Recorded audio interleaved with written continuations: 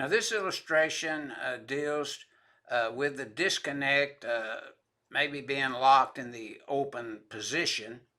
And notice that the means to apply the lock has to remain with or without a lock being applied in accordance with 110.25 there on page 50 of the NEC, which where this requirement is located.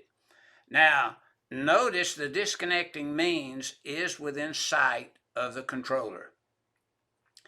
The controller is within sight of the disconnect. So the 50-foot rule has been met and complied with in accordance with 430.102 B as in boy 1 and the definition of the 50-foot rule in Article 100 on page 37. So this figure 18-49A is illustrating the disconnecting means within sight of the controller and capable of being locked in the open position in accordance with 430.102A and B1 as in boy.